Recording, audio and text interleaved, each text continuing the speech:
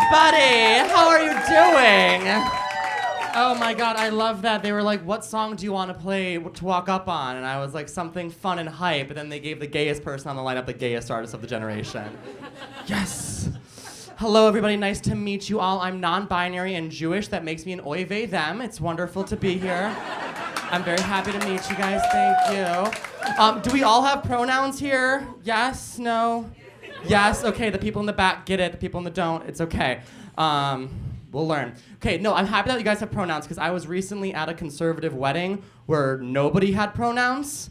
I had to wear a pronoun pin. I walked in there. I wore my pronoun pin because I wanted to what? Start a fight. Exactly. I wore my pronoun pin.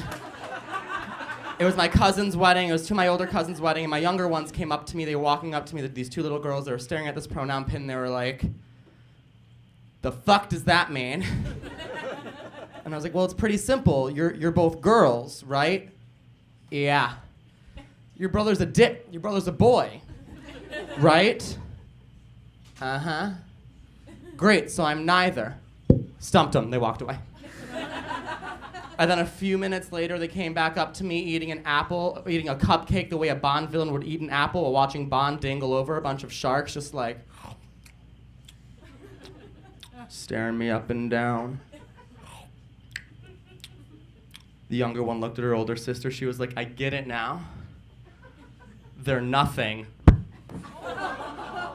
At least she got my pronouns right, though, you know? I was like, yes! My God. No, I am non-binary. I was at a bar. I don't come to Old Town very, very regularly, but when I do, it's always an interesting affair. And the last time I came here, this fella came up to me from behind. He came up to me and he like slapped my ass. He was like, "Hey, mama," and I turned around. "Did you finish your homework yet?"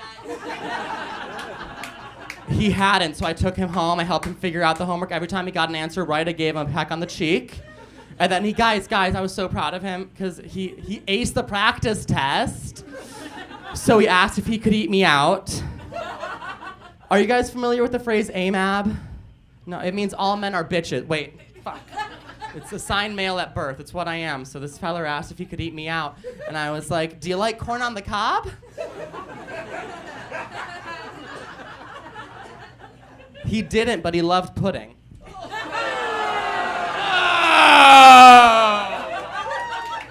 Straight people took anal play from us, okay? Don't act so shocked. I know these two are doing it tonight. Okay, speaking of kinky things, we're kinky people, right? Like, I mean, yes, obviously. We all learn our kinks in different ways, you know, like some like go on a slut spree, others do a BuzzFeed quiz, you know, we all have that thing to teach us. I have to thank my middle school bullies, you know, without them shoving me into lockers and calling me a fag, I never would have figured out I had a degradation kink. We'd be in the locker rooms changing for gym, they'd take their towels and twirl them up and whip people with it, and I would be like, "Oh. No! No! Jake, no! Charlie, no! Dylan, no! Oh! Oh! No! Oh! Speaking of bullying people, I met Germans once. I met Germans one time. I was in England. I was in Canterbury, England. Yeah, it's great. Oh wait, are you from England or you just like it? Yeah. Wait, hell yeah! Wait, where are you from? London. Oh, okay. That's barely a part of the joke, so never mind then. Too expensive for me. Get out. I was in Canterbury and I met these three Germans that came walking up. They were in my like program and they walked up to me one day and they were like. They came up to me and they were like, "Quinn, come with us to Dover. Hop on the train to Dover. Get on the train with us. Hop on the train with us." I was like, Herman Hans. My people have a bad track record with trains and Germans. They didn't like that joke very much. And then when I started doing when I started doing stand-up comedy, I sent that joke to them. I was like, guys, you're in my comedy. And they were like, oh, wow, that's fun. And I told them that I wanted to, when I film my first hour, I want to do it in Germany. And I want to call it, Schwitz, how did I get here? Check. Do we get high? Do we get high in the room? Do we enjoy the cannabis? Yeah. Okay. If you can't tell from everything about me, I love weed. My friend has a pre-packed chillum waiting for me after this set. I'm gonna walk off stage and start smoking it. That's how much I love weed. It beats through my system. So I used to do this thing with edibles called a fuck it bucket.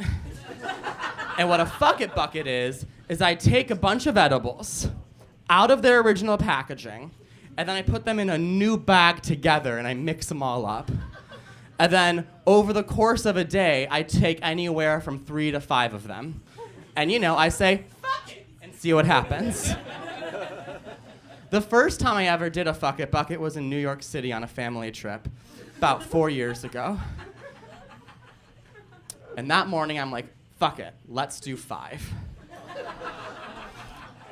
I didn't know where the day was gonna take me. The day took me to the 9/11 museum.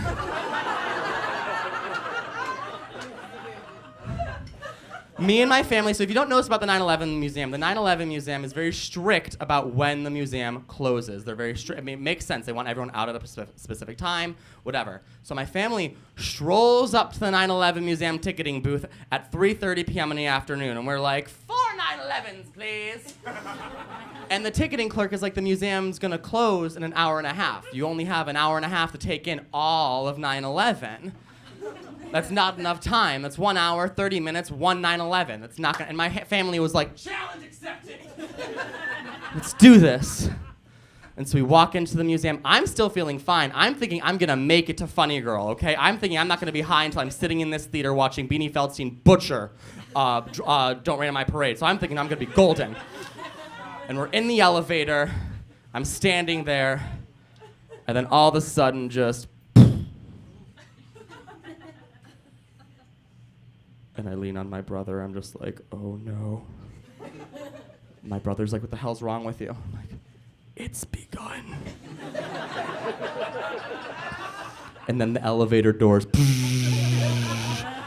open up and we enter the museum. The first room of the 9/11 museum is a giant wall keeping all of the water from flooding New York City. And I'm staring at this giant robot wall thinking, how the fuck is ChatGPT supposed to protect us?